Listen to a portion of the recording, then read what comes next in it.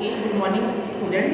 आज class third EVS का हम 8-7 भारतीय ग्रामीण परिषद पंचायत के बारे में पढ़ रहे थे और अब तक मैंने आपको ये पाठ में समझाया था कि जिस तरह से हमारे घर की व्यवस्था को देखने के लिए हमारे माता पिता, बड़े बुजुर्ग होते हैं, दादा दादी होते हैं, विद्यालय में अध्यापक, प्रधानाचार्य होते हैं, उस व्यवस्था को देखते हैं और वो व्यवस्था सही बनी रहती है। कोई किसी में आपस में झगड़ा हो जाए, कोई समस्या हो, चाहे क्लास में बैठने को लेकर, कोई सीट को लेकर, और कोई किसी की कोई वस्तु ले लेता है क्लास में, किसी की कोई छीन लेता है, तो सारी समस्याओं का हल आपके अध्यापक, प्रधानाध्यापक या कई बार अगर अध्यापक अनुपस्थित है, क्लास में नहीं है, तो उन समस्याओं का हल आपका मॉनिटर कर देता है या मॉनिटर उस समस्या को बताता है और अध्यापक उनका हल करता है। ये आपने देखा।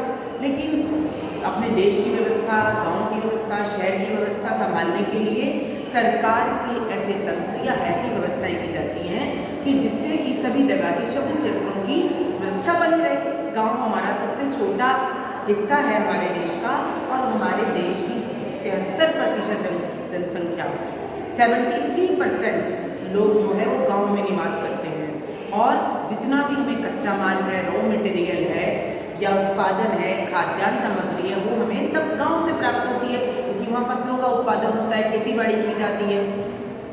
अब उनकी जनसंख्या को, गांव में रहने वाले लोगों को किसी भी तरह की कोई भी दिक्कत नहीं हो, कोई भी तकलीफ नहीं हो, उनकी सभी समस्याओं का निदान हो, उनका विकास हो, इस सब के लिए ग्राम पंचायत बनाई जाती है और वो इन सब व्यवस्थाओं को देखती है कि गाँव में रोजगार की व्यवस्था हो, खेती बाड़ी अच्छे से हो, उत्पादन अच्छे से हो, लोग बीमार नहीं हो, अगर बीमार हो तो उनका इलाज हो सके, पढ़ने की सुविधा हो, पढ़ने के लिए विद्यालय भी हैं, विद्यालय खुलवाए जाते हैं। जहाँ हम रहते हैं तो वहाँ गंदगी भी होती है, उस गंदगी की सफाई भी अच्छे से हो सके और उसका निस्तारण भी हो सके और वहाँ से उनको हटाया जा सके। पूरी व्यवस्था को देखने का काम करती है ग्राम पंचायत। अब ग्राम पंचायत का निर्माण मैंने आपको बताया था कि किस तरह से होता है कि जो 18 वर्ष से ऊपर की आयु का व्यक्ति है वो ग्राम पंचायत का सदस्य बन सकता है और वोट देने का अधिकार यानी मतदान करने का अधिकार, उन सदस्यों को चुनने का अधिकार भी 18 वर्ष के ऊपर से जो लोग हैं, आयु से व्यस्त हैं, उनको होता है और वह भारत का नागरिक भी होना चाहिए। यदि दूसरे देश से आया हुआ नागरिक है, वो 20-25 वर्ष का है, तो उसको वोट देने का अधिकार नहीं है और जो भारत का नागरिक है जिसकी उम्र 18 वर्ष है वही दे सकता है। अब ग्राम पंचायत में कौन कौन होते हैं? हम पंचों का चुनाव करते हैं और उनका एक हेड होता है जिसे हम ग्राम प्रधान या सरपंच कहते हैं। वो सारी व्यवस्थाओं को देखता है कि सफाई व्यवस्था के लिए किन कर्मचारियों को नियुक्त करना है, कौन सी संस्था ये काम करेगी, विद्यालय कितनी है, कितनी दूरी पर है, बच्चों के आने जाने के लिए व्यवस्था है या नहीं, यातायात के साधन है या नहीं पर्याप्त, जो शहर से सड़कों को जोड़ सके, सड़कों के माध्यम से गांव और शहर आपस में जुड़ सकते हैं ताकि कच्चा माल गांव से शहर तक पहुंचे और बीज, खाद इत्यादि जो हमें शहरों से कुछ उपकरण चाहिए वो सब पहुंच सके। और अगर बीमार हो गए तो दवाइयाँ वगैरह भी और डॉक्टर वगैरह, नर्सेज उनके आने की पूरी व्यवस्था हो। अध्यापक जो विद्यालय में पढ़ाने के लिए आते हैं उसके लिए भी यातायात के साधनों की जरूरत पड़ेगी क्योंकि अगर वो शहर से आ रहे हैं तो ये सारी व्यवस्थाएं। और ऋण की व्यवस्था, लोन की व्यवस्था, ग्रामीण बैंक होते हैं जो गाँव में हमें लोन उपलब्ध करवाते हैं और इससे हम बीजों को ले सकते हैं, खाद ले सकते हैं। कोई घर में समारोह हो, उस कार्य के लिए भी हमें कई बार अधिक धन की आवश्यकता होती है, अगर हमारे पास नहीं है, या हम अपने पैसे को जमा भी करवा सकते हैं ताकि समय पड़ने पर हम उन्हें खरीद ले सकते हैं और उन समस्याओं को या उस कार्य को पूर्ण कर सकते हैं। इस तरह से बैंकों का जो काम है ये सब भी ग्राम प्रधान देखता है। अगर किसी का शादी विवाह करवाना है, गाँव में जो बालक बालिका है उसके लिए अगर धन की आवश्यकता पड़ती है तो वो व्यवस्था भी या किस तरह से वो, ये सब भी ग्राम प्रधान का कार्य होता है। फिर है परिवार नियोजन। स्वास्थ्य केंद्रों में परिवार नियोजन यानी छोटा परिवार, सुखी परिवार, इसके लिए लोगों को शिक्षित करना, ज्ञान देना, ये भी ग्राम प्रधान का कार्य है। उसके लिए वो अलग अलग संस्थाओं को, स्वास्थ्य केंद्रों को और अलग अलग व्यक्तियों को नियुक्त करता है। ये सारे कार्य मैंने आपको बता दिया कि पंचायत के और ग्राम प्रधान के किस प्रकार से वो पूर्ण करता है। आपको देखो मैंने कल चित्र के माध्यम से भी बताया था। देखिए ये गांव की जनता है, गांव की जनसंख्या यहाँ बैठे, लोग बैठे हैं, वो अपनी समस्या लेकर गांव के यानी जो ग्रामीण न्यायालय वो क्या कहलाता है, पंचायत, उन समस्याओं को सुलझाने के लिए पंचायत के पास गए हैं। इसमें पंच हैं, सरपंच हैं जो उनकी समस्याओं को सुनते हैं और उनका निदान करते हैं। और इसी तरह से देखिए अब गांव में कौन कौन से विकास के कार्य किए जाते हैं। देखिए इंजेक्शन लगाना, जैसे आप सभी को मालूम है कि कोरोना महामारी के कारण हम सब घर हैं और सही तरह से सबको कोरोना की जो वैक्सीन है वो भी लगे, ये तो अभी वर्तमान कार्य है। अगर उसके अलावा भी कोई किसी कारण से बीमार होता है उसको सही ट्रीटमेंट मिले, सही इलाज मिले, इसके लिए गाँव में स्वास्थ्य केंद्र यानी अस्पताल होना आवश्यक है और लोगों को स्वास्थ्य के प्रति जागरूक करना, शिक्षित करना, ये सब कार्य स्वास्थ्य संस्थाएं होती हैं जो स्वास्थ्य केंद्र हैं, अस्पताल है, वो करते हैं। उसके पश्चात है शिक्षा। शिक्षा के लिए विद्यालय बनाए जाते हैं ताकि लोगों को सही शिक्षा मिले कि कैसे खेती बाड़ी करनी है और शिक्षित व्यक्ति अच्छे से कार्य कर सकता है। कई बार जो अशिक्षित व्यक्ति है उसको बेवकूफ़ बना के उसके धन का अपव्यय हो जाता है या गलत तरीके से उसका यूज हो जाता है। तो ये सब समझाने के लिए दिन भर जो भी हम कार्य करते हैं उनमें कई गणित के ऐसे काम है, जोड़ भाग, छोटे से लेन देन का कार्य होता है, वो सब हमें शिक्षा से प्राप्त होता है।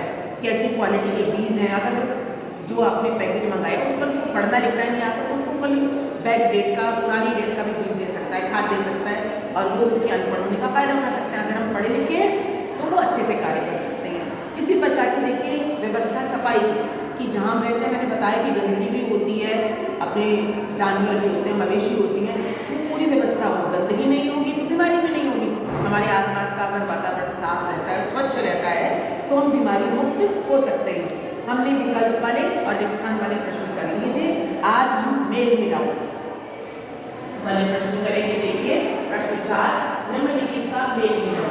अब इसमें मैंने एक तरफ जो इसके प्रश्नात्मक मेल बने हैं क ख ग घ ये पांचों लिख दिए, मैंने लाइन द्वारा इनको मेल नहीं मिलाया है, सामने सही उत्तर लिखा है जिससे याद करना सरल हो और कभी देखने में लिखा जो कार्य है वो सुंदर लगता है। सामने सही उत्तर मैंने यहाँ नंबर डाल दिए और यहाँ मैंने क ख ग के द्वारा 5 वाक्य और 5 वाक्य जो सही है वो मैंने उनके सामने लिखे।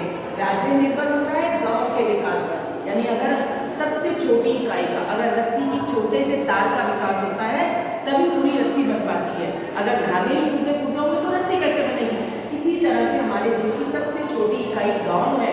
अगर गाँव का विकास होता है तो शहरों का विकास, शहरों का विकास तो हमारे देश का विकास, देश विकसित होता है।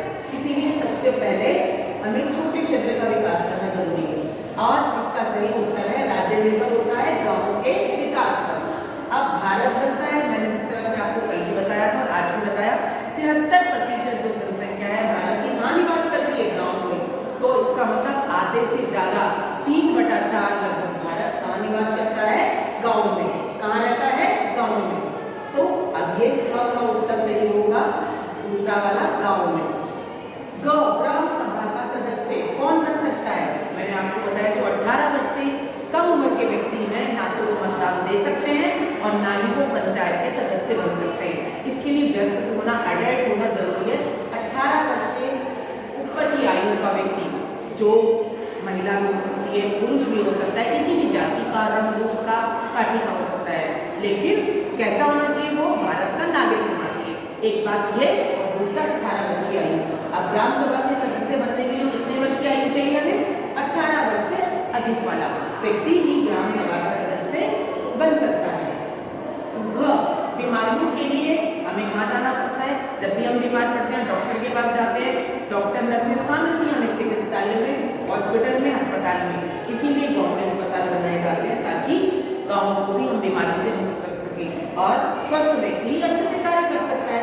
स्वस्थ शरीर में स्वस्थ मस्तिष्क और ऊर्जा निवास करती है, तो इसीलिए बीमारियों के लिए हमें कहाँ जाना पड़ता है? चिकित्सालय में। अब आखिरी वाला देखिए, बच्चों के लिए। बच्चों हम बचपन से बाल्यकाल से पढ़ते हैं, आप सब बच्चे भी पढ़ते हो, गाँव के बच्चों को भी पढ़ने का पूरा अधिकार है, तो उनके लिए वहाँ पढ़ाई की पूरी सुविधा हो, इसके लिए विद्यालय खुलवाए जाते हैं। तो 5वें का सही उत्तर क्या है? बच्चों के लिए क्या होते हैं वहाँ पर? विद्यालय, ताकि उनको अच्छी तरह से शिक्षा मिल सके। प्रश्न 5, सही गलत का उचित निशान लगाना है आपको। जो वाक्य सही है उस पर सही का निशान लगाना है और जो गलत है उन पर गलत। ग्राम प्रधान सफाई की ओर ध्यान नहीं देते, ऐसा थोड़ा ना होता है।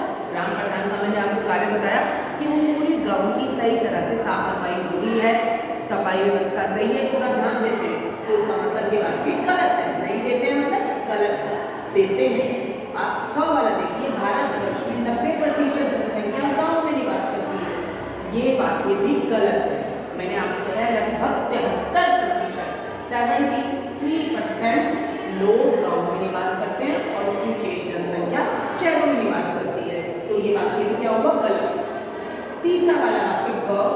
ग्राम प्रधान बच्चों के लिए विद्यालय केंद्र खुलवाता है।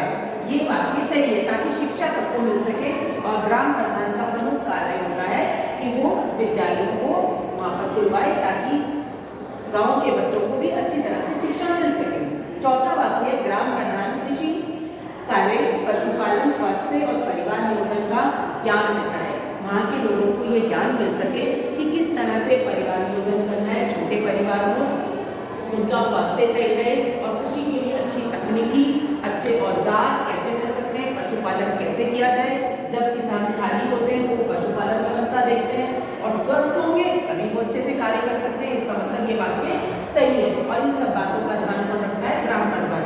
इसके पश्चात देखिए एक आपका पांचवा वाक्य और रह गया है, वो मैं आपको ध्यान देकर समझा रही हूँ, सही गलत का।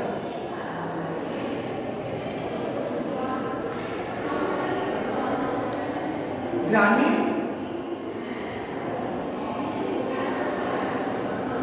लोगों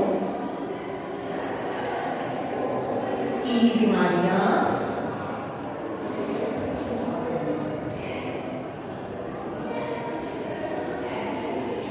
बीमारियों के उपचार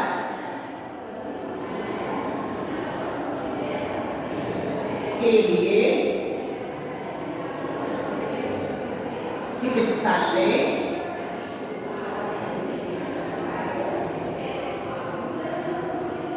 खोले जाते हैं। स्वास्थ्य के लिए, इलाज के लिए हम वहाँ जाते हैं, अस्पताल में जाते हैं और गांव की जनसंख्या को भी स्वस्थ रखने के लिए अस्पताल की, हॉस्पिटल की, चिकित्सालयों की आवश्यकता पड़ती है। ये उत्तर सही है। तो आज आप सभी को होमवर्क में मेल मिलाओ और सही गलत करके लाने। आज की कक्षा यही समाप्त होती है। धन्यवाद।